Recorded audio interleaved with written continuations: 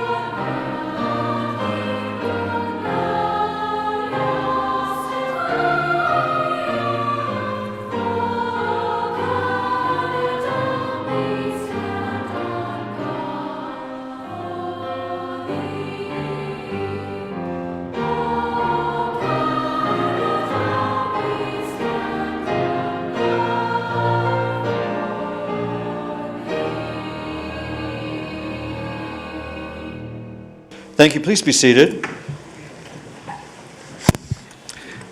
I will now give our opening prayer, followed by a moment of silent reflection, and then we will begin the meeting proper. God, grant us understanding and patience, that justice, truth, and honesty may be evident in our decisions. Make us mindful of the needs of the people throughout the town of Oakville. Help us govern with the wider community in mind, and so create in us a desire for progress and responsible action. We ask this in your name. Amen.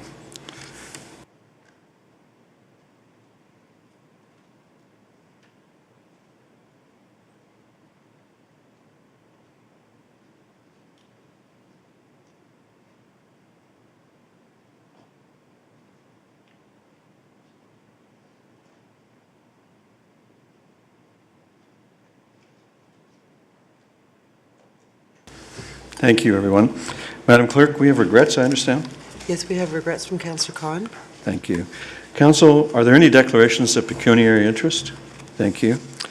You have the minutes of the regular sessions of Council from October 3rd and October 11th before you. Councillor Duddick and Councillor Johnson move adoption of those minutes. Any discussion? All in favor? Opposed? The minutes are adopted. We have no public presentations, but as I understand it, we have a number of delegations for your interest, Council. And I would ask the clerk to call the first delegation. The first delegation is Noda Clentro regarding the Oakville Dolphin Swim Club, item 5 of the Community Services Committee meeting.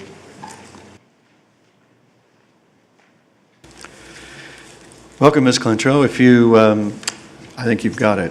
That's right. If you speak to the microphone, we'll all be able to hear you. You have up to 10 minutes, and Council looks forward to your information. Thank you, Mr. Mayor. Councillors, good evening. My name is Dr. Nota Clentro, and I'm here representing the parents of the Dolphin Swim Club. We've been through on Wednesday quite a few points, so I will just focus on what it is we would like to see happen. So the Dolphin Swim Club was advised that their core status was revoked and the decision was based on policy.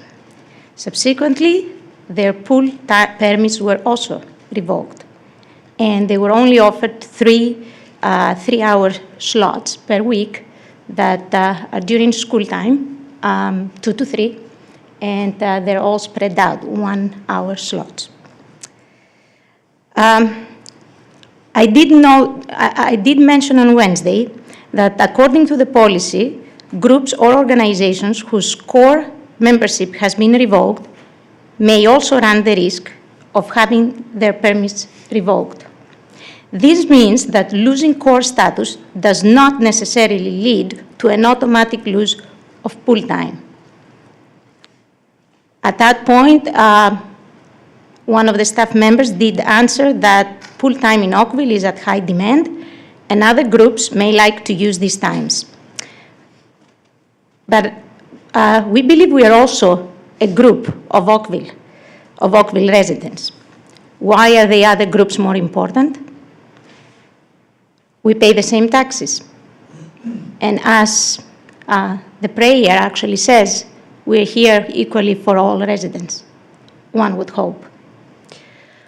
Of course, we understand that without core, we may be in lower priority.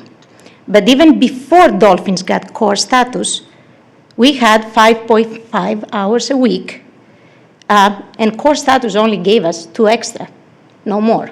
We did have 5 hours.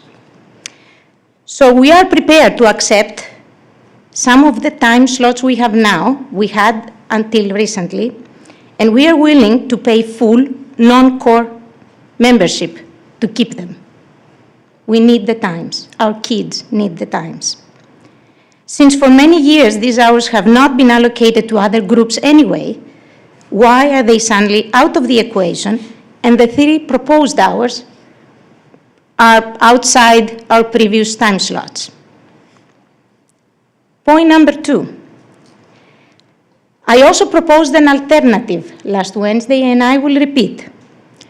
Core membership has 4 categories, and according to the policy, only youth organizations seeking core sports membership, which is category 4, must be a member in good standing of with a provincial sport governing body or national sports organization specific to the sport it pursues, where one exists.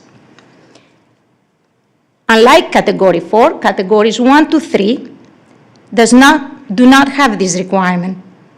So we ask the town to consider Dolphins for core facility access membership, category 3. This category is, I quote from the policy, for structured youth or adult groups requiring moderate facility access for up to 8 hours per week. This means we can still have priority on facility use and actually keep the hours we already have because they're no more than 8, and we continue pay preferred rates. The staff replied to that last week that this category is for recreational programs. I could not respond at that time because my time was up. But I do have 2 points in response to that. First, dolphin swimming also have younger recreational groups that they could use these hours, if that was true. However, in the policy, there is no reference to recreational. It just says structured groups, and we are a structured group indeed. My last point. Equal opportunity is one of the most important principles of the Canadian Charter and amateur sport. We would like the town to protect our children's right to fair competition by providing equal opportunity for training. They're not gladiators. Gladiators have long gone from this world.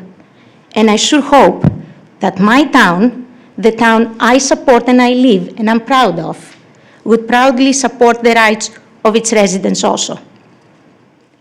After all, who is the enemy here? Who does the town protect by unfairly treating our children if that's the way you wish to go? Because let's be realistic. The only ones hurt by this decision is our children.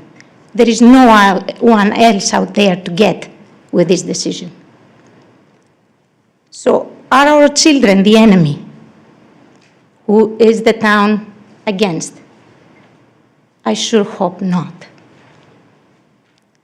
And I conclude with what we really would like the town to consider. 2 alternatives here. So we are all in good faith, and we are all getting some of what we think is precious for us, you, your policy, us, our children's rights.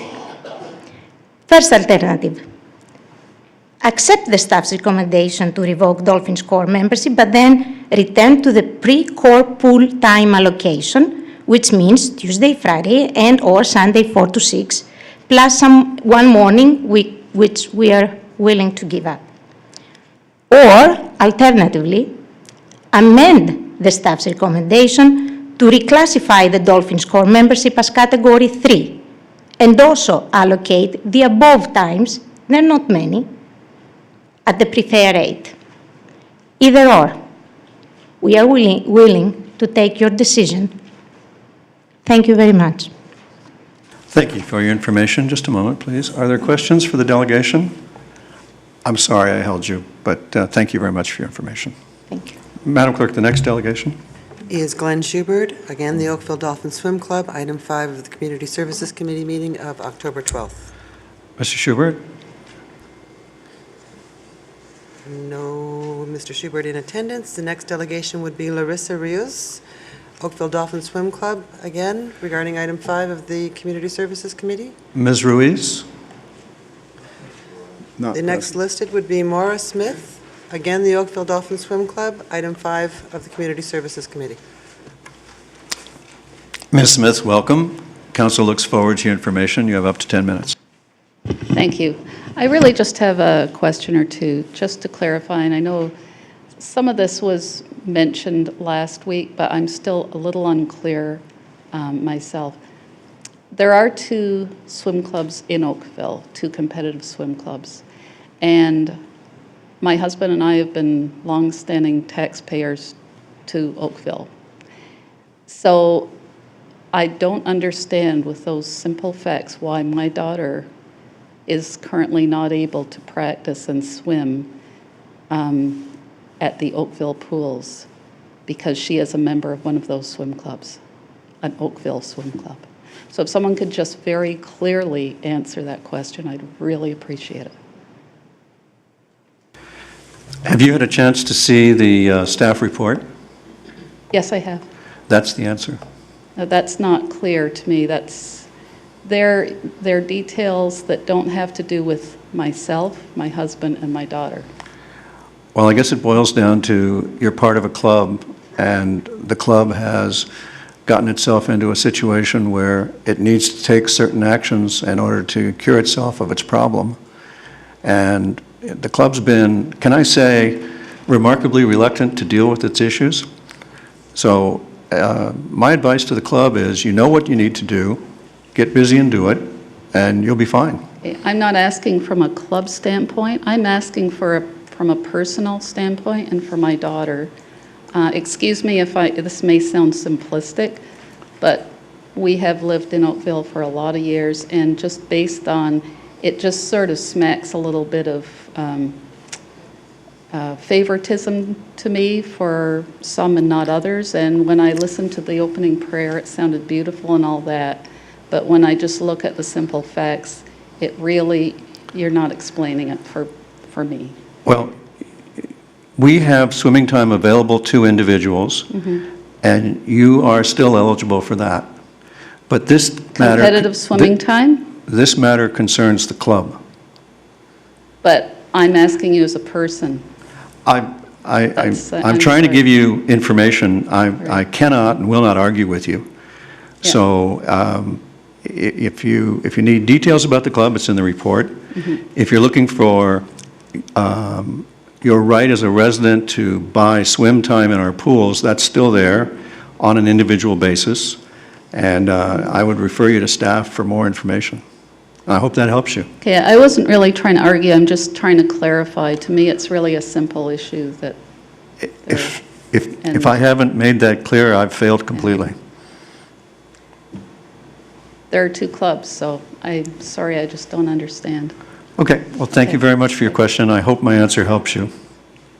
Madam Clerk, would you call the next delegation? The next delegation is Jeff Dixon, again regarding the Oakville Dolphin Swim Club, item 5 of the Community Services Committee meeting. Mr. Dixon? Not here.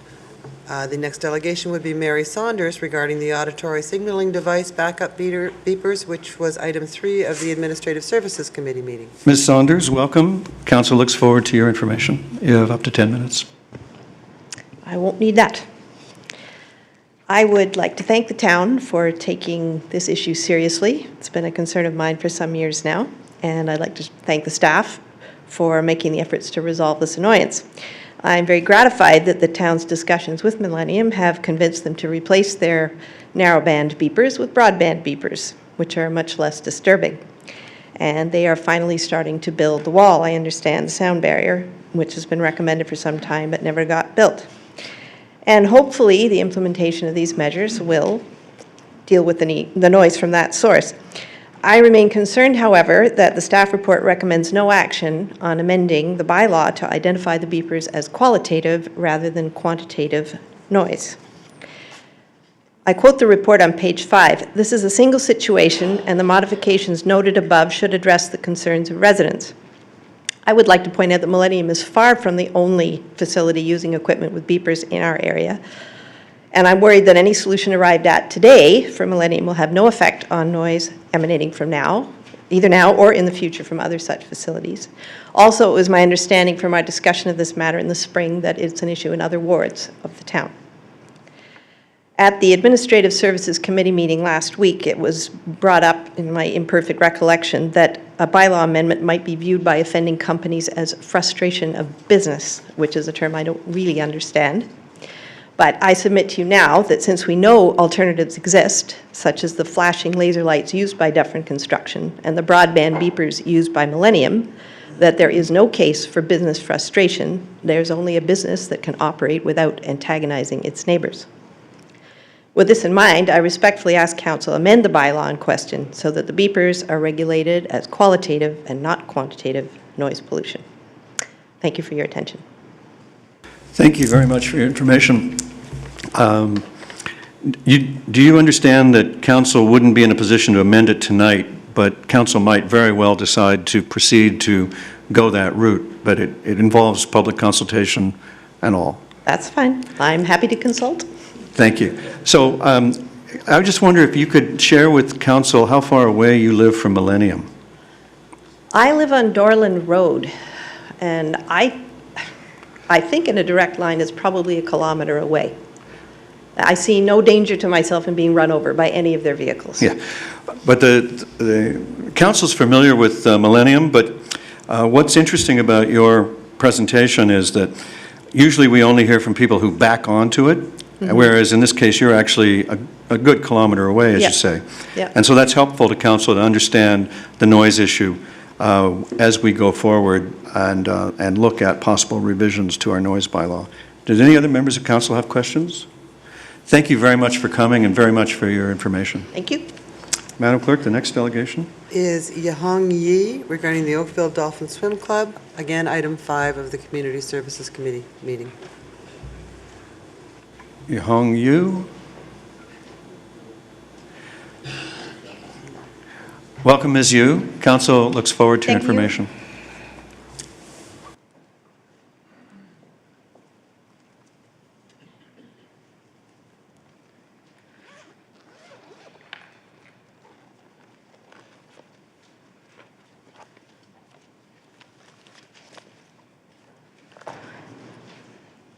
Good evening, Mr. Mayor, councilors.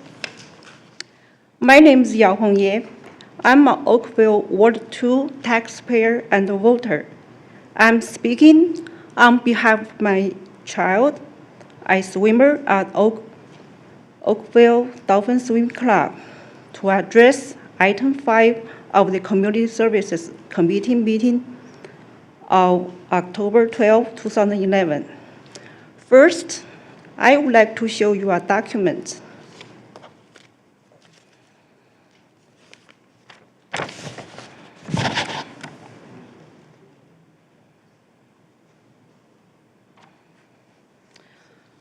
Okay. This is an email sent to me from Swimming Canada National Office in Ottawa on September 10, 2011 at 10:01 a.m. This is a confirmation letter that my child's swimmer registration under category competitive open for the current year 2011 to 2012 was complete. At the end of the email, Swimming Canada asked me as a parent to update or confirm contact information. Currently, on file for my swimmer. This letter confirms that my child has equal rights to race with all other club swimmers in Canada. As a matter of fact, my child just raced yesterday at the 6th Annual Ontario Aquatic Hall of Fame meet with more than 20 swim clubs across Ontario participating. This is the meet program we just raced this weekend.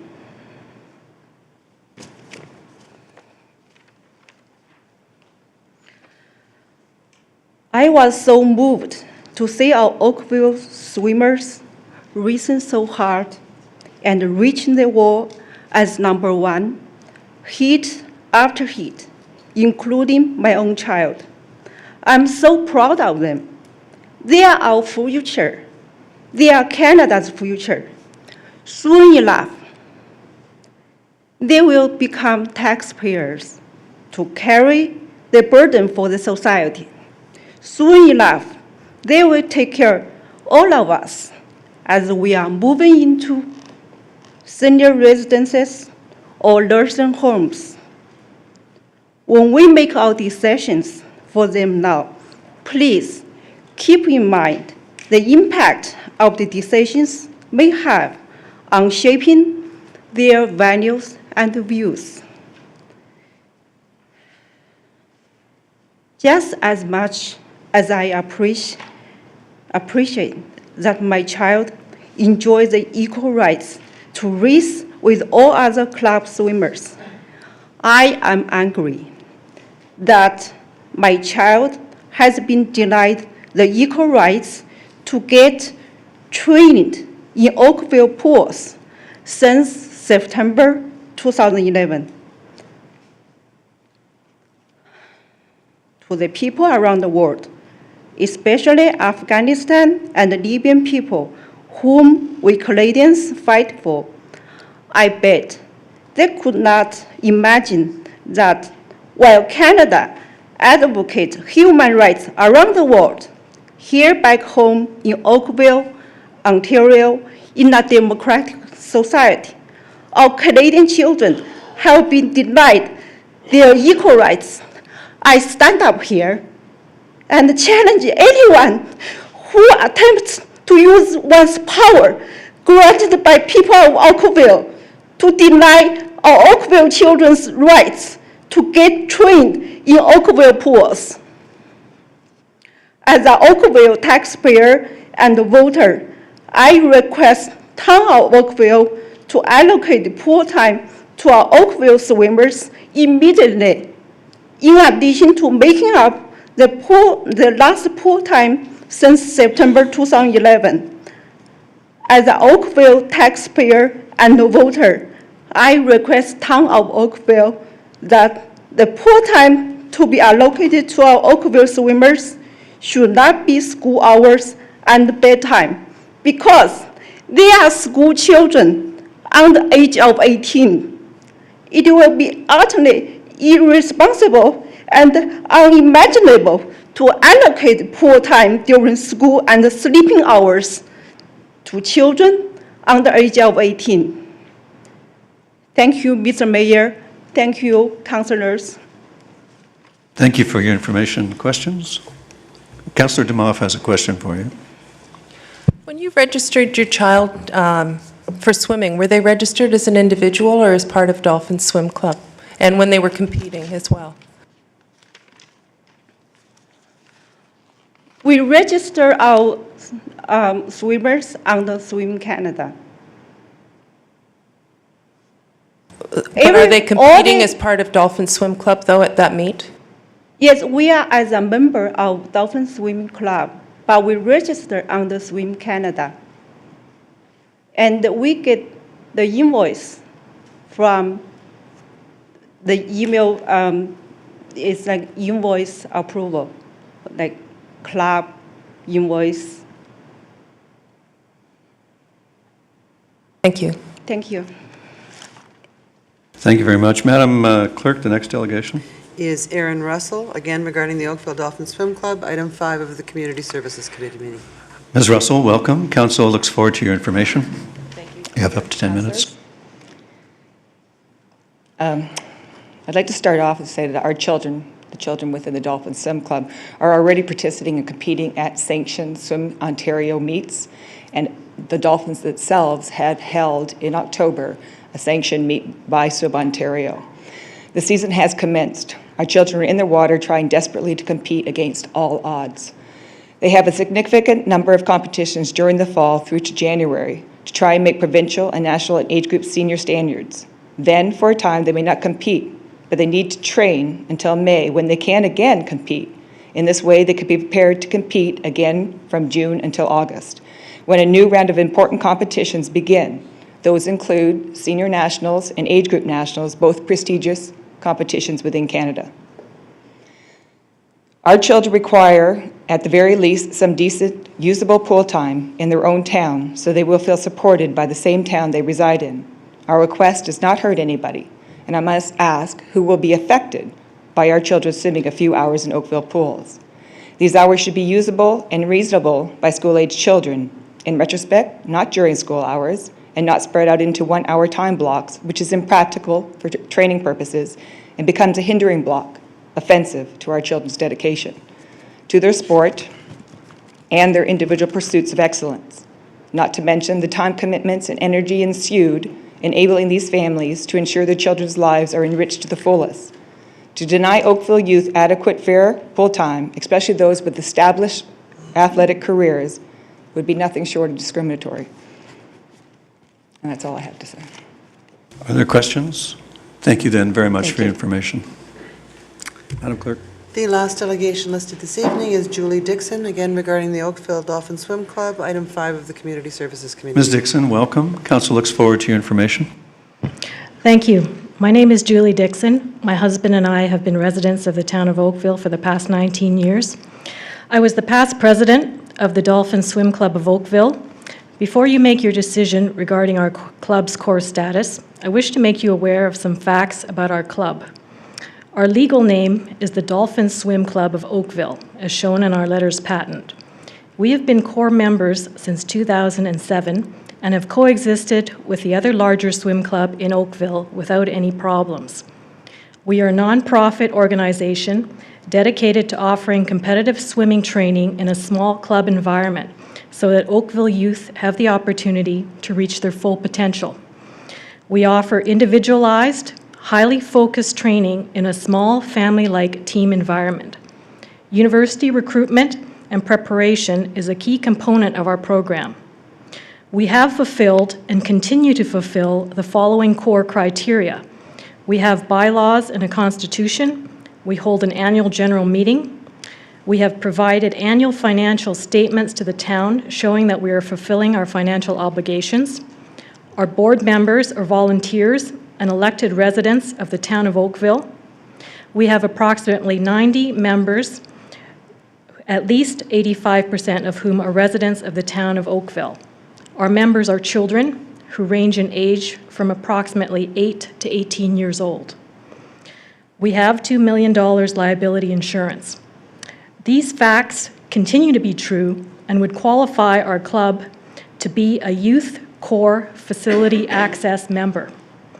On behalf of the swimmers in the club, I am asking you to keep the facts separate from interpretation. The swimmers in our club are not guilty of any wrongdoing. I'm asking you on their behalf that you allow them to keep the few hours of pool time as youth core facility access members. In previous years as core members, our 90 members qualified us to 5.5 hours of prime pool time. Our philosophy is to keep our club small, capping the number of swimmers. One of the unique elements of our training style is that we have all ages and abilities training in the pool at the same time, in separate lanes. We endeavor to keep our training program to a maximum of 30 at one time in the pool. In this individualized training environment, many young swimmers have thrived. And that's all I have to say on behalf of our swimmers. Thank you very much for your information. Questions? Thank you then for your information. Madam Clerk? That's the end of the delegation. That ends the delegations. Thank you very much. Then, Council, we'll turn to the agenda. The next item on the agenda is the Standing Committee and Committee of the Whole reports. We have the 2012 Budget Committee report before you, of October 12th. We have the Community Services Committee report of October 12th, the Administrative Services Committee of October 12th, the confidential report of the closed session of the Community Services Committee from October 12th. And how do you wish to proceed? Councillor Robinson. Well, Your Worship, excuse me, I'd like just to draw something to Council's attention with respect to the community service minutes. Okay. It shows that I left at 7:13 and returned at 8:15, that I was gone for over an hour. Now, usually when we go out for something like that, it doesn't take an hour. But there was a reason why I was dispatched to the other meeting, and it should show up in here. It All should right. be reflected. Madam Clerk.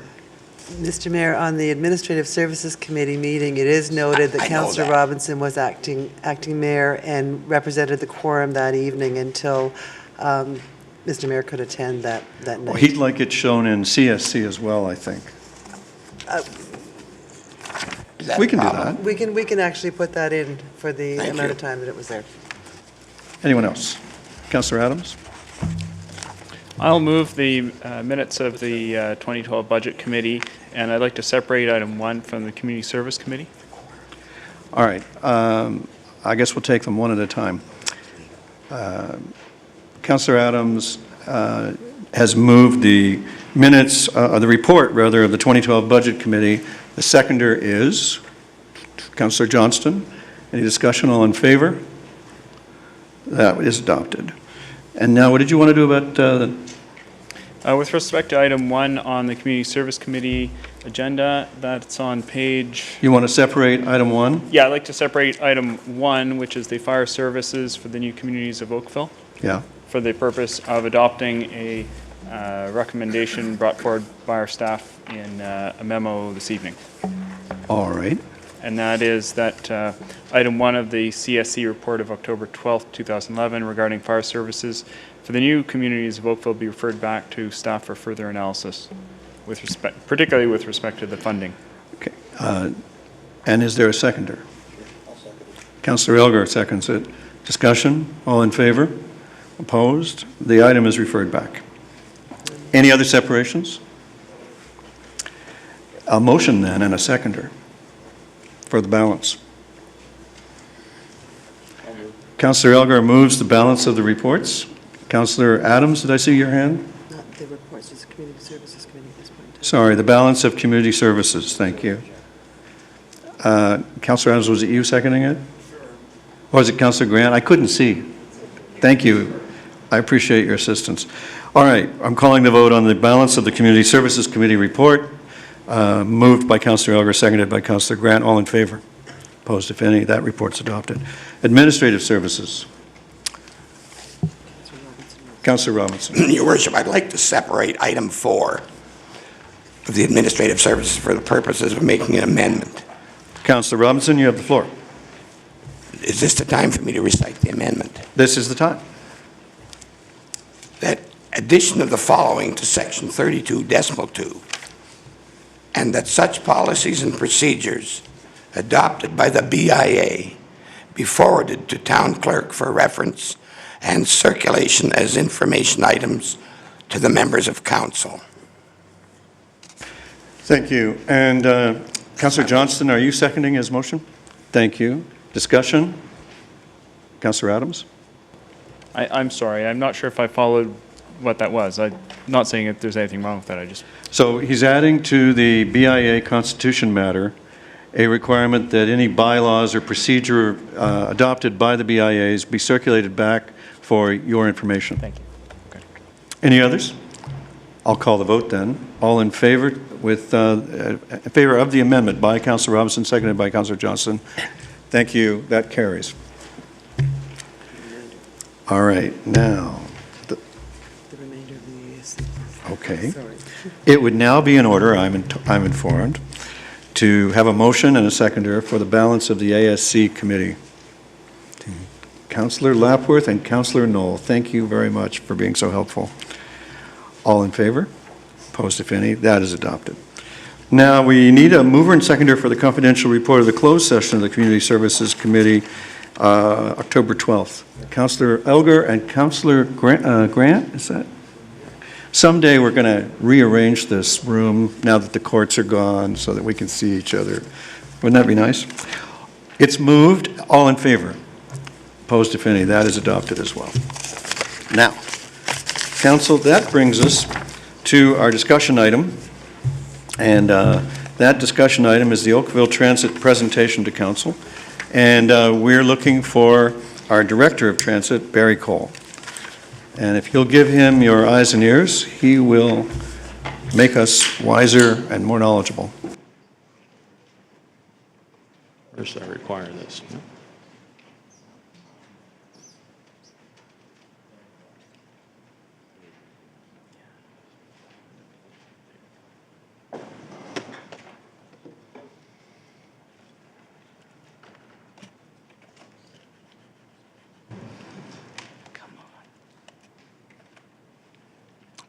This doesn't seem to be working. Can you do it over there? Do it over there?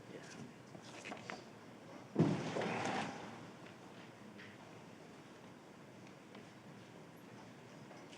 Keyboard's not working.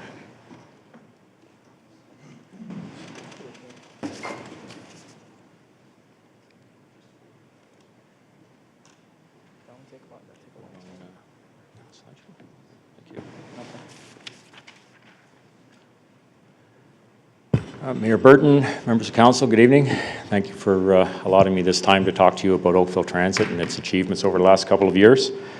My presentation tonight will look at Oakville Transit's achievements while also comparing to the other 32 transit service providers in the province. I'll also be speaking briefly about some of the exciting opportunities that have presented themselves. In 2009, Council voted unanimously to implement a new transit service design. The reasons for this were primarily focused on recognizing that public transportation is the only sustainable means of addressing current and future transportation problems. In addition, you foresaw the need for a viable alternative to personal automobile use in anticipation of steadily rising fuel prices.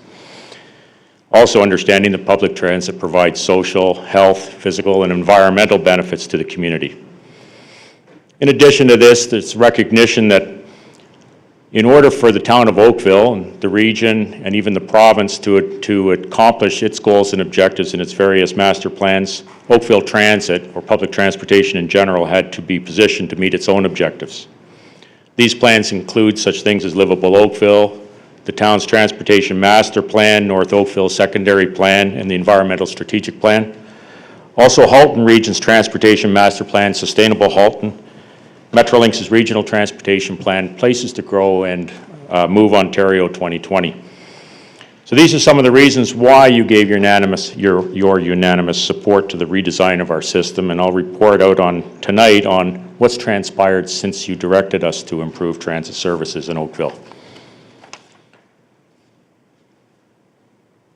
The presentation is going to look at a number of things, including record ridership in the town, accessibility improvements, affordability of transit, the new facility, balanced investment, and even employee satisfaction rates.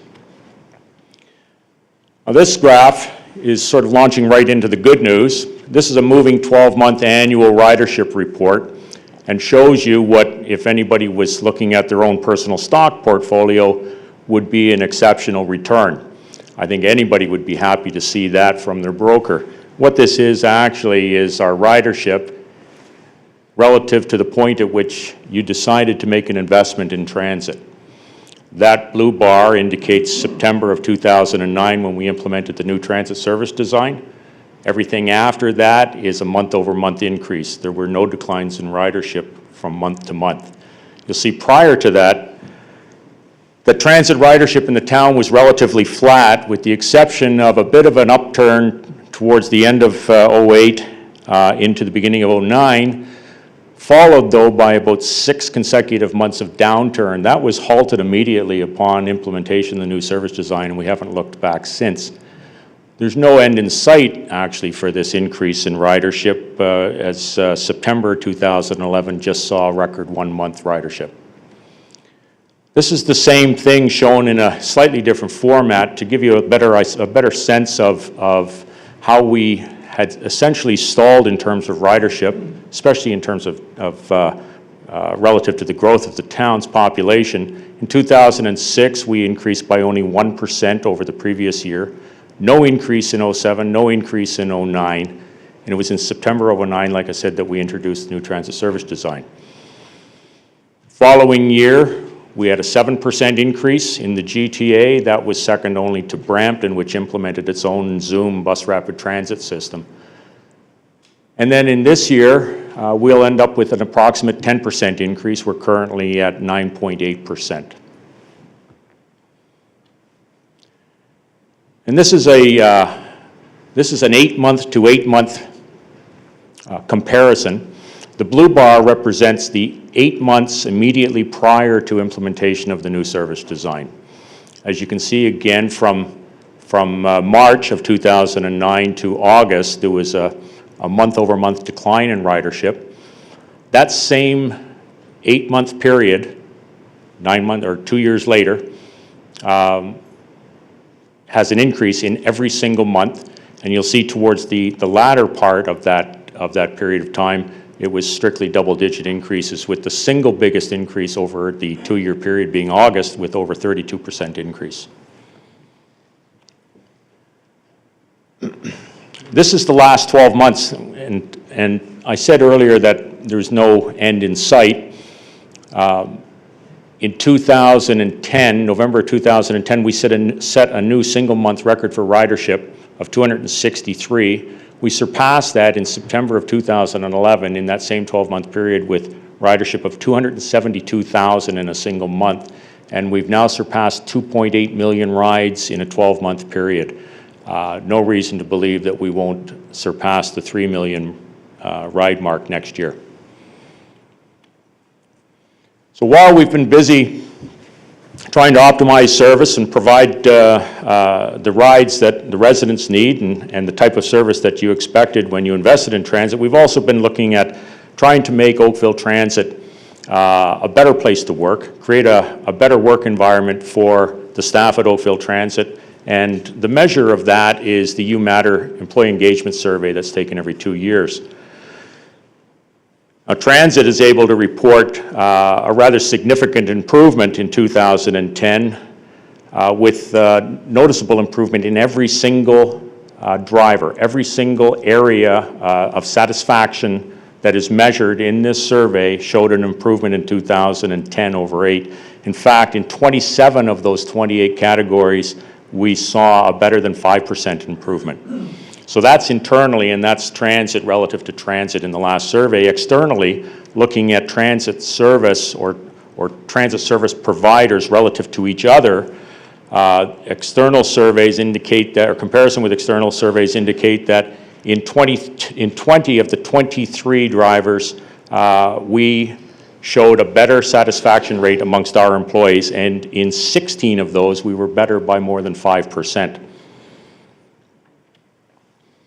This is the internal benchmarking survey results, and just quickly shows you, when I talk about drivers, we're talking about things like at the far left, you can see continuous improvement. The 2008 number is the blue bar, the red bar being 2010 survey results.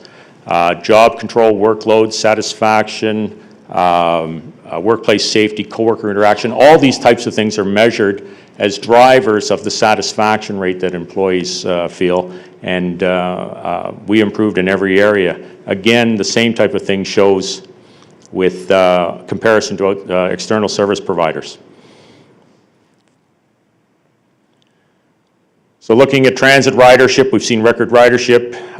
Employee satisfaction rates have improved right across the board. We've also addressed a number of other concerns that have come up over the last couple of years. This particular initiative is a Halton Region initiative referred to as SPLIT. which is subsidized passes for low-income transit. And essentially, this was a result of your direction to Oakville Transit staff to pursue some type of a subsidized transit fare to address concerns about rising costs of transit and the inability of some residents to be able to afford transit service. So we worked with the region over about a 3-month period. It was originally in 2008 that you directed us to do this. Recently, this program was announced, and we now are able to provide subsidized transit, subsidized to the tune of 50% of the cost of an adult monthly pass to any member of any household, and this is a region-wide project, so it's not just Oakville residents that are benefiting, but Burlington, Milton as well. Any household that has a household income at or below low-income cutoff, as defined by Canada Revenue Agency. Oakville Transit was also the early adopter and the first municipality to adopt transit service across the board. We have transit service, or Presto, available for all fare concessions now, adult, senior, and student. We were the first municipality to have Presto on all of our buses. Presto is an electronic fare card system, a very complex system which involves all of the Greater Toronto and Hamilton service providers and takes into consideration all of the various fare structures and all the various fare-related policies and procedures. So we've got Presto up and running. Like I said, we were the first, and I think Oakville should be immensely proud of the staff that were involved in this project and brought this to fruition. As well, we've managed to integrate all of our service with active transportation plans. Oakville Transit's fleet is now entirely equipped with bike racks. One of the benefits that I mentioned earlier to public transportation was the fact that there are social and economic benefits as well as health benefits. And the physical activity associated with taking public transit, whether you're walking to public transit or cycling to public transit, is a very important consideration and one that's often overlooked.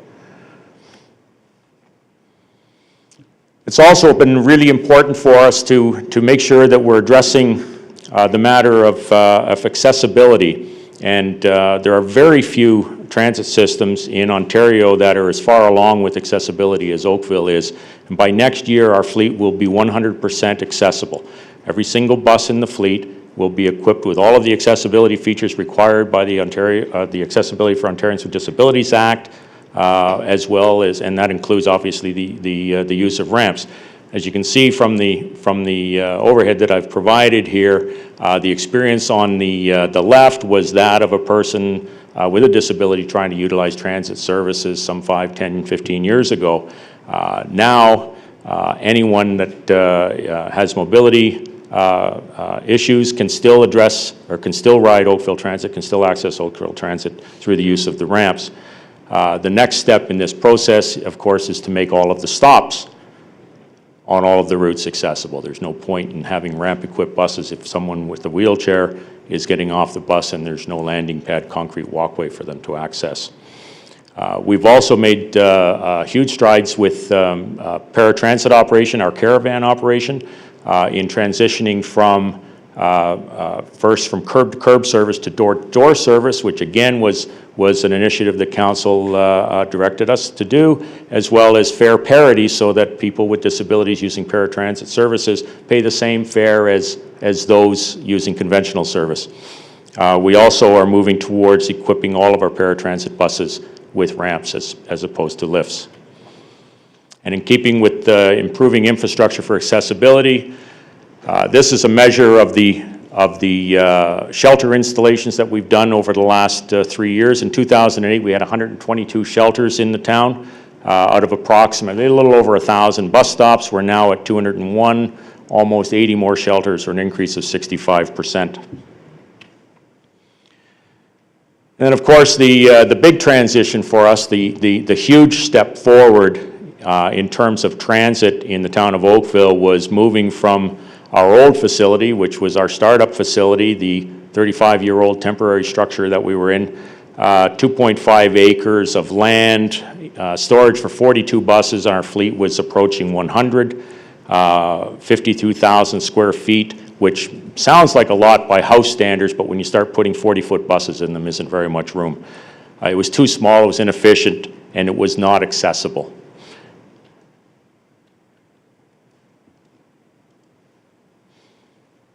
In April of this year, we moved to the new transit facility, which was made possible through the infrastructure stimulus funding and the vision of council and our mayor. It's on a 16-acre plot of land, 265,000 square feet that can currently store 175 buses and is expandable to 225 buses. So we have a facility now in Oakville that will accommodate growth of transit for the next 25 to 30 years. There should be no reason why in this time period Oakville Transit would have to build another facility.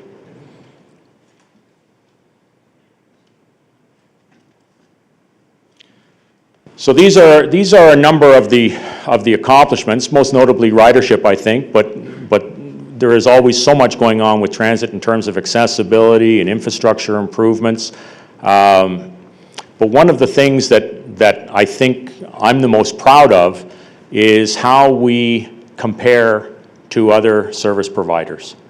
The question frequently comes up, what are our hours of service compared to everyone else? What is how does our funding look relative to other transit or other municipalities? Where are we with respect to accessibility, et cetera? These are the things that we have to balance when we're trying to achieve what you've asked us to achieve, hours of service and frequency of service. The population of the town, we look at these things relative to the population of the town, and do we have the right balance?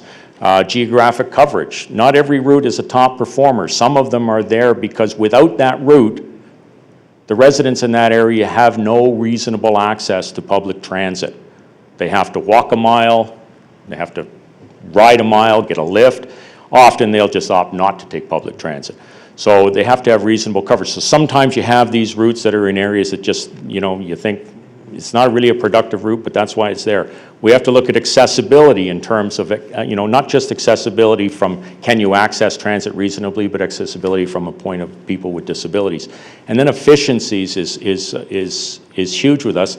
This came up last year during budget, and I think it's worth repeating that we take every opportunity to review how we're doing with respect to delivering an efficient service. And of course, funding is constantly on our minds.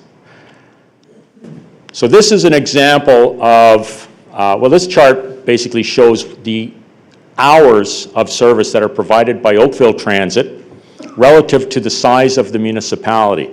So vehicle hours per capita, how much service are we providing? This is CUDA's measurement of the amount of service that a municipality provides. And you'll see the green bar there is the average for these 32 municipalities. These are the only 32 municipalities in Ontario that provide transit service. The average is 1.25 hours for each person in the municipality. Oakville Transit is very well positioned relative to that at 1.7 hours. We're almost bang on the average for Ontario. So in terms of balancing hours relative to population, it's fair to say that we've managed to achieve that. So that's hours, and we look at the dollars. This is the municipal contribution per capita. This is the Canadian Urban Transit Association's measure of the commitment, the financial commitment that a municipality undertakes for transit.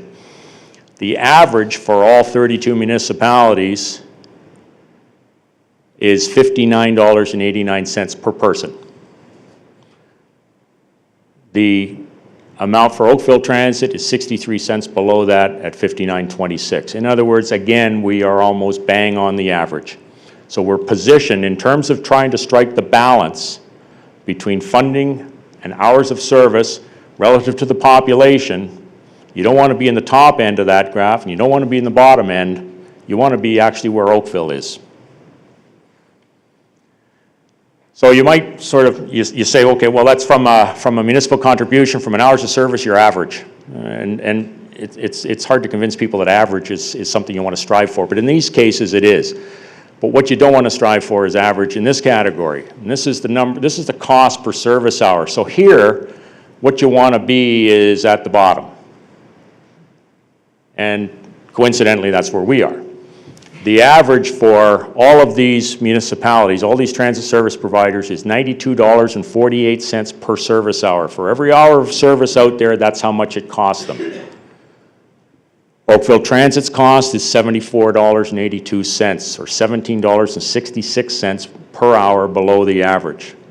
That's exceptionally efficient, and there's only 3 very small properties that are more efficient than us, Stratford, Welland, and Cobourg, who combined have about 20 buses. So again, we've positioned ourselves well. I think we've achieved what you asked us to achieve in terms of the hours of service with the funding that you've provided us, and we've done it very efficiently. So I guess the next question is probably, well, so why are you more efficient? Well, there's a couple of reasons for that. One of them is that we schedule productive time. So on a route-by-route basis, our service has less downtime, less unproductive time than virtually any other transit service provider in the province.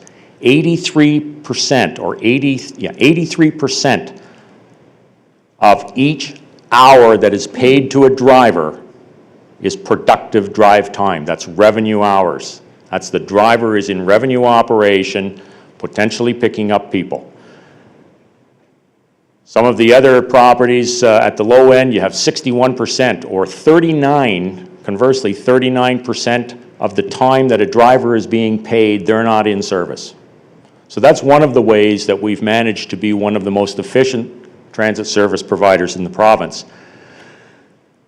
And the other way is because staff generally pitches in where it has to pitch in, and everybody does a little bit of everything. We have people, we have schedulers that are backfilling at the reception desk, and caravan operators taking customer service calls, and managers that are up front taking customer service calls or booking caravan rides. Everybody can do virtually everything at Oakville Transit, and without that, we couldn't function with the staff we have. So everybody pitches in, and we get the buses moving one way or another. This, by the way, I should, if I can just take a aside for a second, this was the mayor's first annual bus poll for United Way, and I'm very proud to say that Oakville Transit came in third, a very respectable 1 second off the winning time, third place behind what I think was a stacked firefighter team. And we also were awarded the Spirit Award, and as you can see, they were pulling hard. So just to recap, Oakville Transit, since we implemented the new transit service design, has seen unprecedented growth in transit ridership. We've also seen in that same period of time a significant improvement in the rate of employee satisfaction. It's truly becoming a great place for great people to do great things. We've seen the issues of affordability, accessibility, and integration of services addressed, and we've moved to a state-of-the-art facility that facilitates growth for longer than any of us will be here.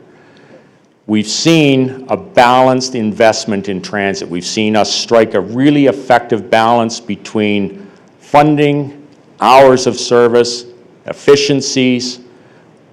There's very little else that can be done. We're talking about a couple of cents to get us bang on average. And we're exceptionally efficient. Few transit service providers in the province of Ontario can say that they are more efficient than Oakville Transit. So that's the achievements that I wanted to share with you tonight. These are the opportunities. Transit Ambassador is a course that we put all of our drivers through, and we will be continuing at this, but I put that up there only as an icon, only as a way of pointing towards what we want to do, and that is to improve customer satisfaction, improve customer service, because no matter how much service you have, no matter how much funding you provide us, we can always affect customer service. It doesn't have anything to do with funding. It doesn't have anything to do with hours of service. It's the interaction between our staff and the customer. And so we'll be putting a real focus to move towards a more customer-oriented environment and culture at transit, and we'll be building on the success we've had building a more satisfied workforce. UPass is an example of the type of partnership that we're looking for. That's universal or university transit pass, depending on who you're talking to. And this is an initiative that we are currently negotiating with the student union at Sheridan in partnership with not only the administration at Sheridan, but with Mississauga Transit and with Brampton Transit. So we have the potential here to provide a universal transit pass to all of the students in all of the campuses, so no matter where they live or where they go to school, they'll be able to take transit with that one pass in any of the 3 municipalities. It would be a huge, huge win for all of those students and for all 3 of the municipalities. Oakville Transit has been leading the way in terms of achieving this.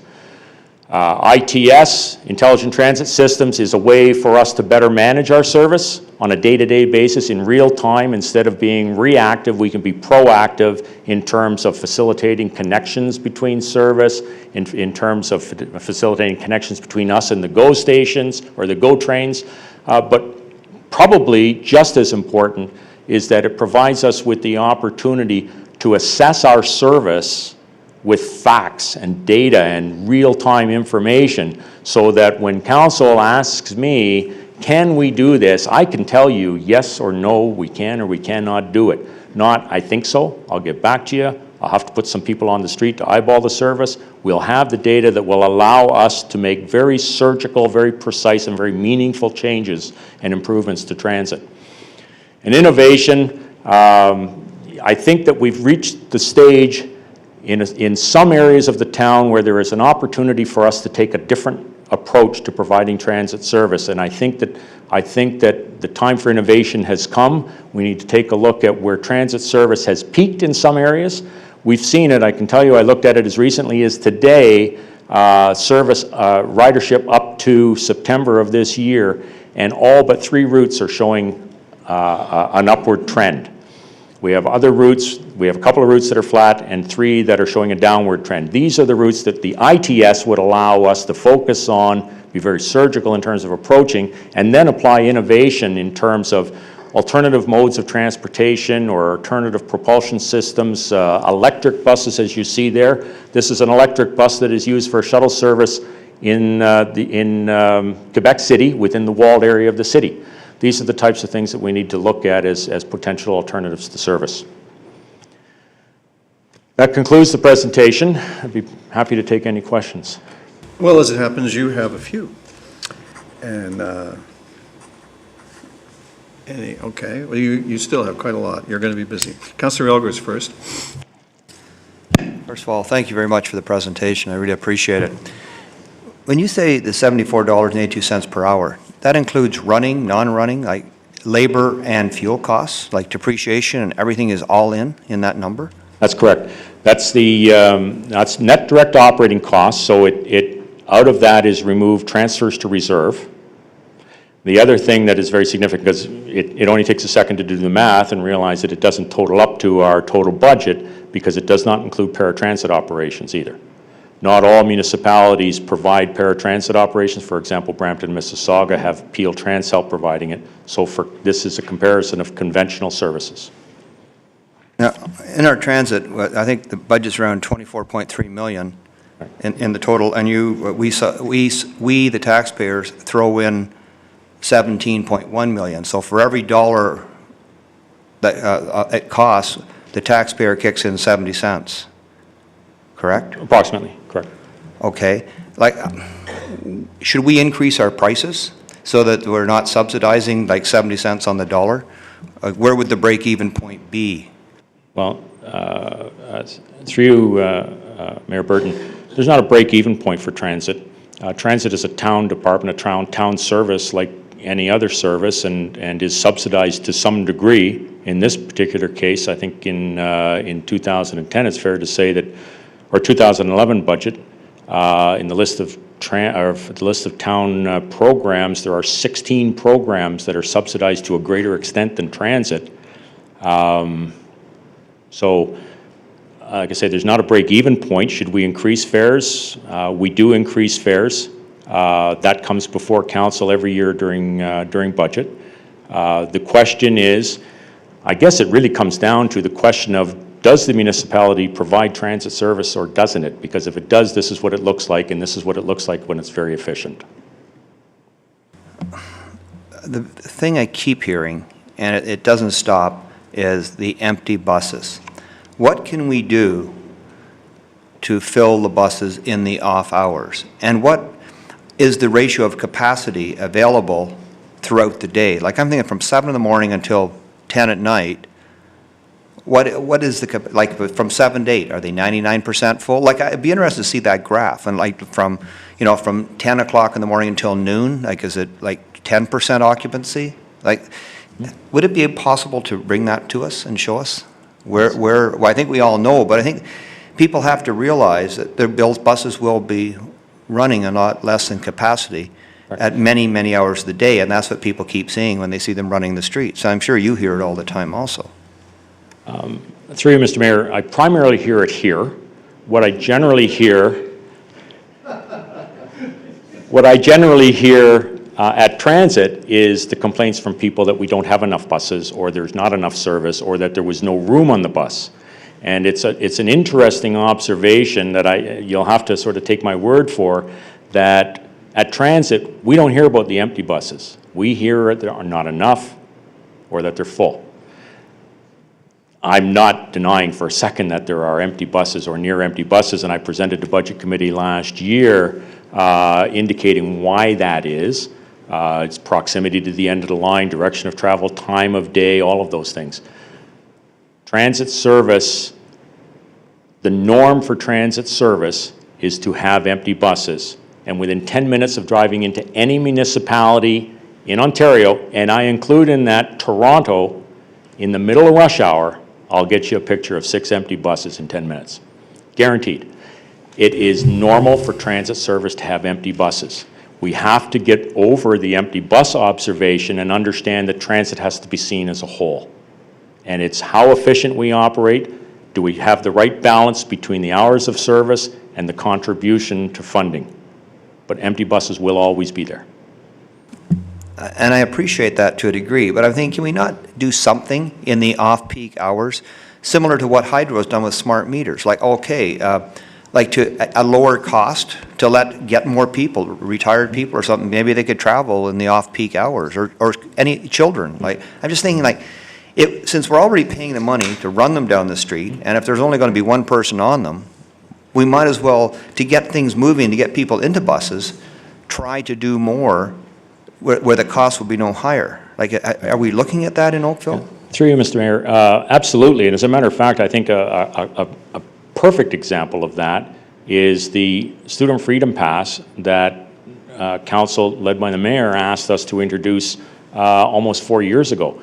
And that pass has taken off and is really increasing ridership in the evenings, and more importantly, during the summer months when we wouldn't normally enjoy student ridership. So that type of initiative can be effective, but the primary driver of transit service ridership, transit ridership, is not the cost of the fare. It's the convenience of the service. How do you get more people on the buses? Provide better service. You provide more convenient service. Unfortunately, that's the investment before the ridership. Councillor, perhaps we could get the director to bring his presentation, get you a refresher on that presentation on why there are empty buses. It was quite a good slideshow. I think you recall it when he mentioned it.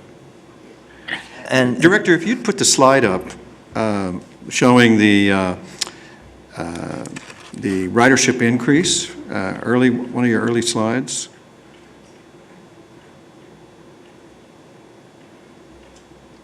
Keep going. There. Councillor, I can't do the math in my head for you, but if you look at that line since our new service design, in a few years you won't hear that complaint anymore if that rate of growth continues.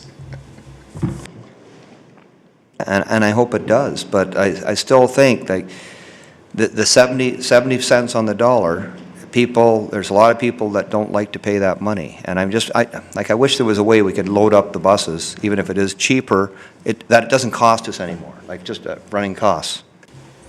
As long as we don't if you don't lose the fares you've got by cutting the fares, that's a bit of a problem in any business. So thank you very much, Councillor. The math you asked is easy to answer. You'd have to make the fare $10 to break even, as you call it. But I think you may even have known that. So the next questions are from Councillor Demoff. Thank you very much for your presentation. Could we get a copy of the charts and the numbers that you provided here? Absolutely. I can provide a copy of the complete presentation. That would be great.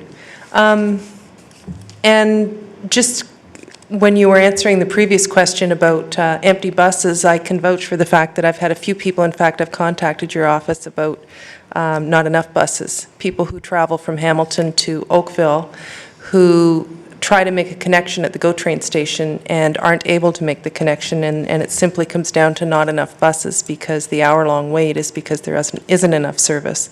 So I can attest to the fact that I've had actually more calls about that than I have about empty buses. Is there any ability to increase revenue through additional advertising? Or have you capped out on the bus shelters and buses? Through you, Mr. Mayor, just recently we negotiated a new advertising contract for shelter advertising. Everyone knows that we've been advertising on our bus shelters for years, and in fact, we've had a bus shelter advertising contract for 29 years that provided no revenue to the town. It was entered into 29 years ago, 12 years ago. It was extended. We were very fortunate that it just came up for renewal, and we, of course, did not extend it. We put out an RFP, and we just awarded a contract, and we now have revenue projections for this year in excess of $100,000 for the shelter advertising, and as well, we recently changed advertising providers for our bus advertising and enjoy a significant increase in advertising revenue from that source as well. I really hope you can get that UPass done. I had another question for you. When I was at the, you had arranged for Councillor Adams and the Mayor and I went to a symposium in Brampton on transit. And following that, there was a tour that they provided where we had the ability to get on the bus, ride one of their buses, sort of get a feel for how things work and accessibility and different things. Would it be possible for you to arrange something like that for our council? I've never been on a full tour with, with a commentary, which is what they did, and I might be useful for all of the councillors to have the advantage of doing something like that. Absolutely. As a matter of fact, that was Brampton Transit, and the tour you're speaking of was the tour they gave of their Zoom BRT.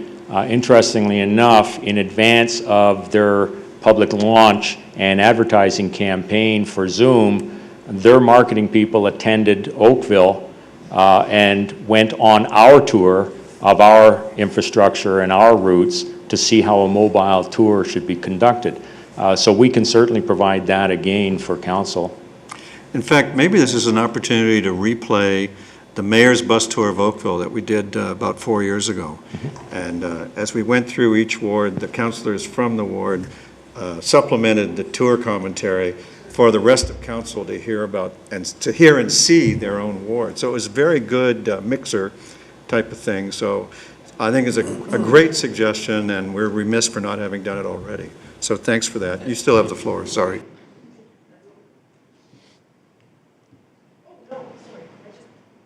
One last question. When you were talking about the buses that have 39 hours where they're not, it's not in service, or the staff are not in service, what are they doing?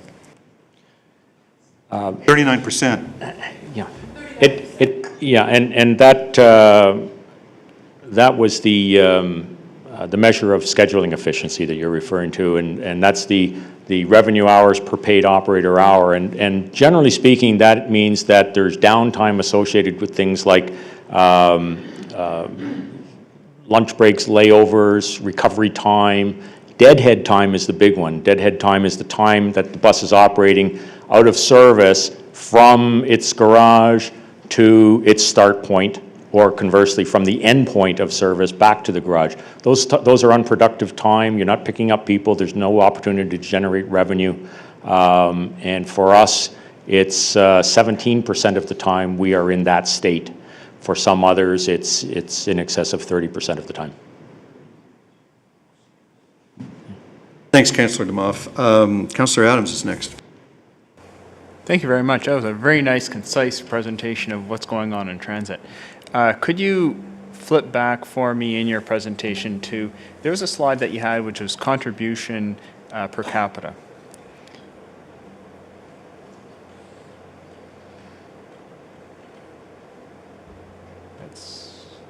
That's the one. Okay. So we've got 5926 there, which works out to, by my math, just over $10 million a year. In the 2011 budget, I understood that it would have been more like $96 per capita, based on a tax levy number of about 16 2/3 approximately million. Support from the tax levy. So are these numbers that are in the most recent CUTA reports, which probably rely on data from about 2009 or something like that? What's the year on this stuff? Through you, Mayor Burton. These are actually these haven't actually been released yet. This is the 2010 numbers that we were able to acquire from CUTA. The difference is, though, in three areas. One is that these are 2010 numbers and you're referring to the 2011 budget. Second thing is that this is net operating, so it does not include such things as transfers to reserve, whether it's vehicle reserve, new vehicle replacement, or facility, which is a new addition to our budget, and as well does not include any paratransit operation. So that's the office staff associated with paratransit operations, as well as the drivers and the operating costs of those vehicles. Okay, so there are some significant differences between the numbers that CUTA use and what we use within our own budgeting process. That's correct. The differences, though, would be less pronounced if you were to look at the calculations for conventional service, which this is, and then coupled that to the calculations for paratransit operations as well. Okay. It is a complex question about how you add and subtract things and what's included and what's excluded from these comparables. And I would find it very interesting to understand what all of that calculation is, because we're regularly at the region. We have discussions around the regionalization of transit and what the costs are, and we've recently gone through this debate about the change in the transportation master plan at the region and what that would eventually cost all the local municipalities and who should pay for it, and it goes on. And we've had a number of discussions on that piece around how much different municipalities are paying on a per capita basis to get to certain levels of transit use. So I would really like to understand how these numbers get put together, because different sets of numbers get bandied about and it's hard to do the comparisons. So could we maybe at a later date have a quiet discussion about how that looks? Yeah, through you, Mr. Mayor, I can provide you with that information, as well as the template that's provided by the Canadian Urban Transit Association. And it's important to note that they insist that every municipality complete these templates in the same way. In other words, everybody includes the same things and omits the same things. Yeah. The purpose of these numbers is comparative, for us internally to compare year over year, as well as to be able to compare to each other. And so do you have a forecast of where we're going on this measure? Certainly in the last year, we've added a lot of dollars to the tax levy to support transit, and the forecasts for next year and the year thereafter are additional large contributions towards transit. Where would that bring us on this chart? Through Mr. Mayor, I'd have to report back to you on that. I'd be very interested in seeing what that would look like. I think it's important for council and the community to understand how much we're investing in transit. Thank you. Councillor Adams, I'm sure as budget chair, you're going to have quite a few opportunities at your committee to delve right into that. The next questions come from Councillor Lapworth. Thank you for your presentation, through you, Mr. Mayor. My question relates to the Presto card, if you can tell us exactly how that works. That's the first part. And the second part is the Canada Revenue Agency give you a credit if you buy an unlimited use monthly pass. How do the two tie together? Well, the Presto Pass has essentially, the primary function of the Presto card is to provide seamless transit from one municipality to another, so you don't have to purchase different types of fare media. And essentially, it works on the premise of an e-purse, so that you load the card, much the way you would load a gift card or a Tim Hortons card, or there's Tim Hortons again. So you tap as you get on the bus, and it deducts the fare, the appropriate fare, from your balance. And it rewards loyalty. So the more rides you take, the less you pay. In essence, you're paying the first, on an adult purse, for example, you would pay the first 4 rides would be at the regular cash fare, and then it reduces to the ticket price. And then after, I believe it's about 36, 38 rides, it reverts to 0, so that you're not paying anything. And that gives you the same benefit as a monthly pass would have given you in the past, where you buy a monthly pass and then it doesn't matter how many times you ride, except the fare card operates on a loyalty basis. And then the second part of your question was? Okay, so the net cost after 38 rides is the equivalent of a monthly pass. Mm-hmm. So then how do you claim your federal tax credit for the transit? The tax credit, I'm sorry. The tax credit is, we provide receipts on the purchase of on the deposit of the money on the e-purse, so that the person taking transit has the same opportunity for tax deduction that they would have with the monthly pass. Okay, but you have to show the tax department that you've purchased an unlimited use monthly ticket. Right, you show the tax department, you show CRA your receipt for the purchase of the transit fares for your investment in the card. Okay, great, thank you. No doubt you'll find that useful information, right, Councillor? Councillor Knoll, you're next. Thank you, Worship. First of all, that's an absolutely incredible report, and congratulations to you and your team. I'm so pleased to get this information. I'm sure you're pleased to be able to deliver this in light of the investment that you advocated for a few years ago, so good work.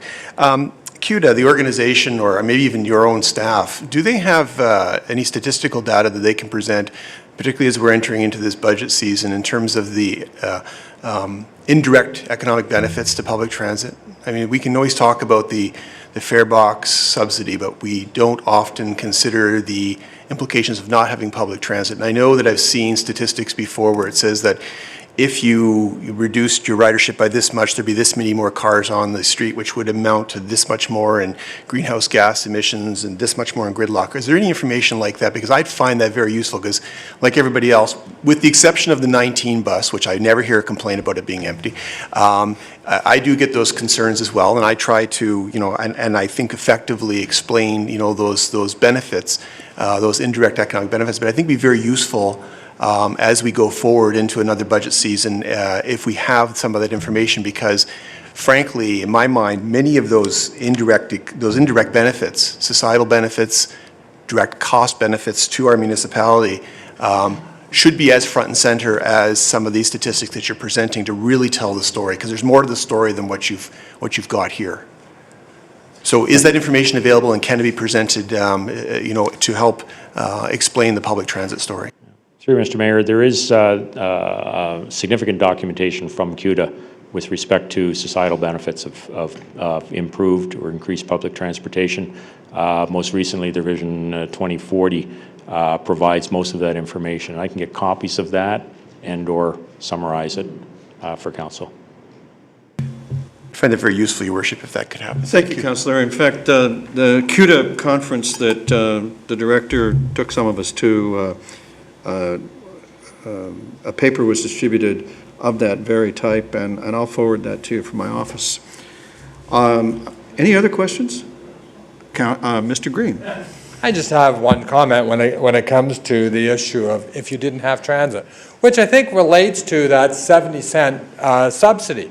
Because as you say, if you didn't have transit, one stat that I recall from a number of years ago, for example, the Oakville GO train, you'd need about 12 additional lanes of traffic to accommodate all the cars that would have to go into if they were using the GO train or getting to the QEW. So there's 12 additional lanes that you'd have to build, all the capital works, all the maintenance and everything else you'd have to do. So you'd have an expenditure. If you look at, in fact, if it was a GO train, imagine if you had all that parking now that's required.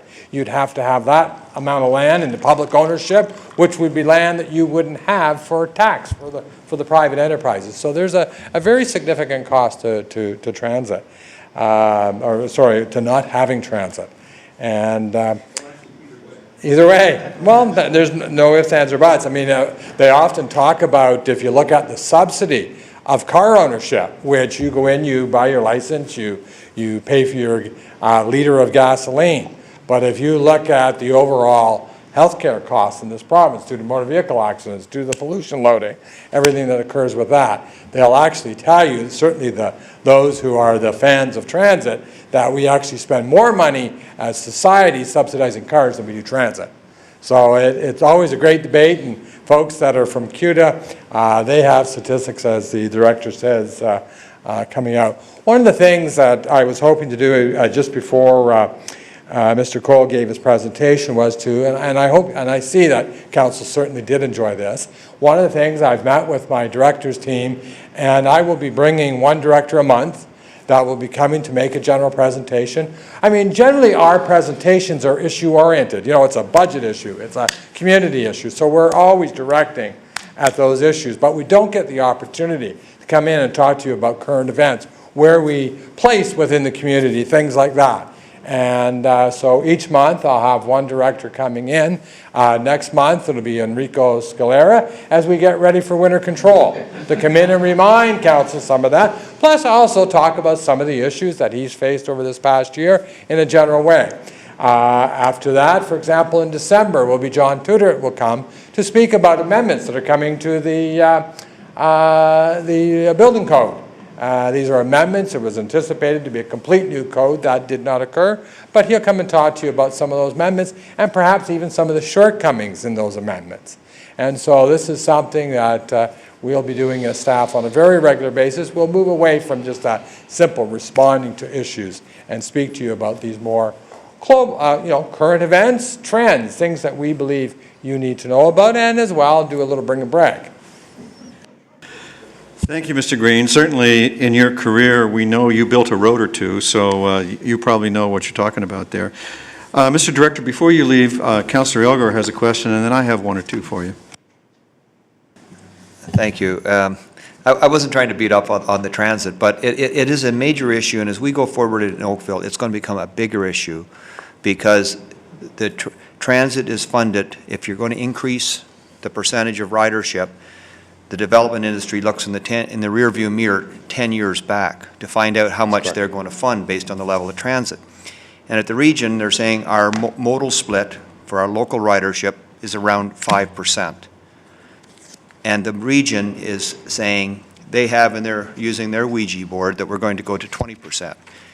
And I'm wondering, is there any pressure being put on CUDA to go after the province to fund more funding for transit in municipalities and also change the Development Charges Act?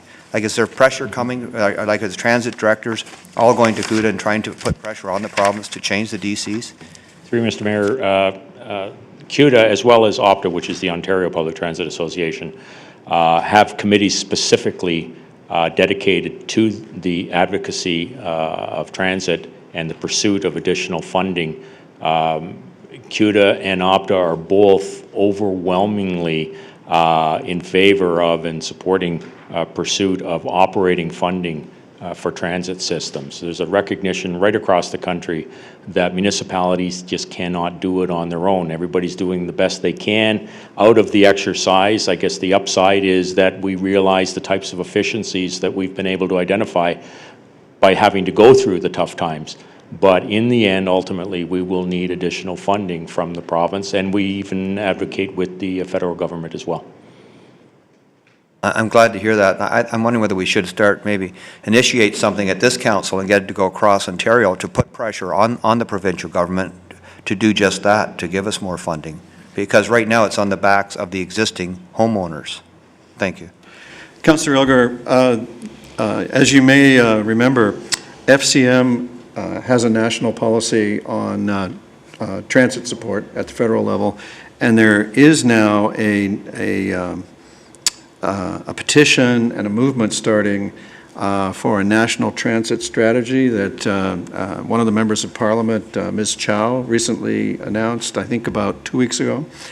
And on your behalf, I lent my support to that. At the appropriate time, we'll bring you a resolution where council can consider whether or not to add its voice to the, I hope, growing clamor for action on transit across the country. So thanks for bringing that up. Mr. Director, I just have a couple of quick questions. What's not accessible yet? I know that you said we'll be 100% by next year. What little pieces are we missing? Mr. Mayor, when I say we'll be 100% accessible by next year, I'm referring specifically to our fleet. Mm-hmm.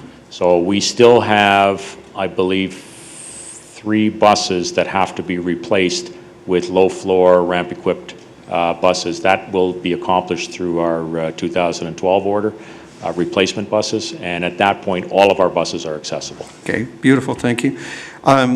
Do you have in progress or the ability to give us a suggestion that you might be able to get this done? Would we ever be able to see Oakville Transit's information on Google Maps when you calculate your transit trip? I know I was in another municipality and I was able to, using Google Maps, calculate my trip by their transit system, which means they must have some connection between their schedule and Google. Do we have that, or if we, I know we don't have that because I can't do it, but will we ever have that, and when will that be? Mr. Mayor, we should have that by the end of the year. We've been working on it throughout this year. I will throw a party when it goes live. We will have a Google Map party. Now on UPass, which I think you may have detected some keenness for that on council, and I share that. I just want to know, is there anything council can do to help you make that happen? There may be. Then don't hesitate. Don't hesitate to come back and ask. I will not hesitate. Because we would like that to happen. Now, next, at the region, another councillor has mentioned there's been a lot of discussion at the table and in committee about what I guess they refer to as intra-regional connections. One in particular that comes up is we get the occasional demand for or inquiry for service between Milton and Oakville, perhaps between 2 GO stations, or it's never that specific, but a link between Milton and us. And I realize that Milton doesn't have too much of a transit system, but we get this question. What can you advise us on the prospects for any links with Milton? Mr. Mayor, the Oakville Transit staff have actually been working towards this in the hope that we may be able to secure some funding for the operation of such a route, possibly through the region, as it would be a sort of a dedicated route designed to provide connectivity within the region between 3 municipalities. And what we've come up with is a route that would actually move from the Milton GO station and make its way down through Bronte. It would actually service the regional campus on Bronte before moving down to Oakville and then on into Burlington and then reverse looping. Oakville staff have looked at this not with a view to providing the service as an Oakville service, but on behalf of the region should the request come through. To my fellow regional council members, I guess we can look forward to the support of the Burlington councillors for that, since that's pretty much what they've been asking for. So good props to you, and thank you for that. I still get comments from residents about difficulties connecting with GO trains, especially when the trains miss their schedule. And we need, and it may be that there is no magic wand to solve this, but what's your sense of our state of performance around the GO train? I know the GO train system's been trying hard to get their on-time performance up, and assuming some success there. Is that why the complaints have abated somewhat recently to my office about connection problems, or what can you share with us on that?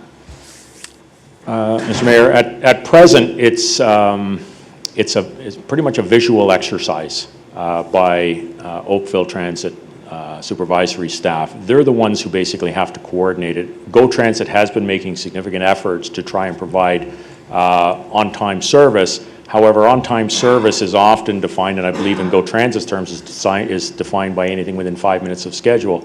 Well, that would make them on time, but too late for our service, because our service departs on time. So what we need is a solution based in technology. And GO Transit's working on this, and we are working on it. From our end, we need something in the form of the intelligent transportation system that I referred to earlier that allows us to manage our service in terms of real-time departure messages, et cetera.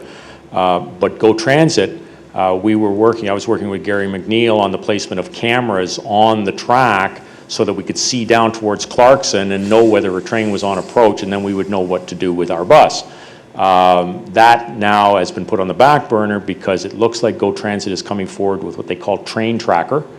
And we believe they'll have this by the end of the year, and if they do, we can get a feed of that into our control room, and our supervisors will know where the trains are, and then we'll be able to dispatch our service accordingly. Does that sounds like GPS, is that? Exactly. Perfect.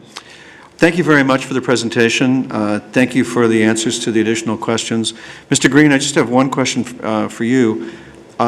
Do we have a presentation scheduled yet around people mover technology? I'm having a meeting on Friday with Siemens regarding their people mover, and I believe it's being booked for early November. All right. So, council and any members of the public who saw this, if you want to see something even more exciting, stay tuned. We have exciting transit technology to show. Thanks very much, Mr. Cole. Now, would a member of council and another one favor us with a move to receive the presentation? Councillor Dudek and Councillor Demoff, all in favor? Opposed? The presentation is received with the thanks of council. That ends our discussion items, and you have your information items circulated electronically. And that brings us to new business, notice of motion, or congratulations. I'm not sure we have any notice of that, but unless Councillor Dudek is, oh, okay. He's just eager to get to requests for reports. Then, Councillor Giddings, under regional reports and question period regarding town boards and advisory committees, I understand you may have an item that would fit. Do you have cards for anybody? I have a number of things. This is not just any random shirt. This is a random act of kindness shirt. And it fits you good. It fits me well, yes. The Oakville Community Foundation has announced November 4th as Oakville's inaugural Random Act of Kindness Day, along with many great partners such as the Town of Oakville, Sheridan College, Downtown Oakville, BIA, Chamber of Commerce, United Way, and many, many more.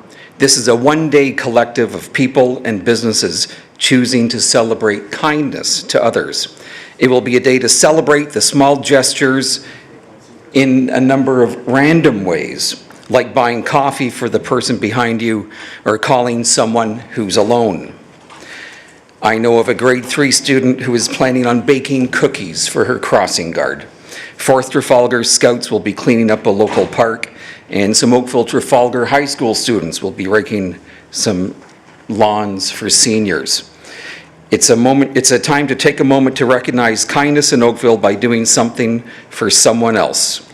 As Charles Dickens said, do all the good you can and make as little fuss about it as possible. So everybody will be able to receive these cards. I've given some out tonight, and on the screen it shows where everybody else will be able to get them. And looking forward to November the 4th. Thank you. Councillor Giddings, thank you for that act of kindness. And that brings us now to requests for reports, of which we have many. And the first request for report is from Councillor Robinson, seconded by Councillor Johnston, that staff be requested to report back in 60 days on options to address speeding concerns on Great Lakes Boulevard south of Rebecca, including potential physical traffic calming measures. You need to vote on it. So all in favor of the request for report? Opposed, if any? That is approved. You may have your report. The next request for report is moved by Councillor Dudek and seconded by Councillor Demoff. That staff be requested to report back on the options for the future disposition of the Oakville Arena and Trafalgar Park, as well as providing a timeline to develop options and a process for public consultation. And Councillor Dudek. Thank you, Your Worship. One revision, after the word future, would you cross out disposition and put uses? I will. Thank you. It's a great change. So I'll read it again. That staff be requested to report back on the options for the future uses of the Oakville Arena and Trafalgar Park, as well as providing a timeline to develop options and a process for public consultation. All in favor? Opposed, if any? The report is approved. The third request for report is moved by Councillor Demoff, seconded by Councillor Dudek. That staff be directed to bring forward a report that outlines the impacts associated with banning smoking in parks, including costs, staffing, and enforcement issues. All in favor? Opposed, if any? The request is approved. Now, if we could have a mover and seconder for reading and consideration of the bylaws, Councillor Lapworth, Councillor Robinson, thank you. This would be bylaw 2011-113, which is the bylaw to make appointments to the Board of Management for the Bronte Village Business Improvement Area from the ASC item, and bylaw 2011-120, which is the bylaw to confirm the proceedings of the meeting of council. All in favor? Opposed, if any? Those bylaws are adopted. Thank you very much for your time and attention, and we are adjourned.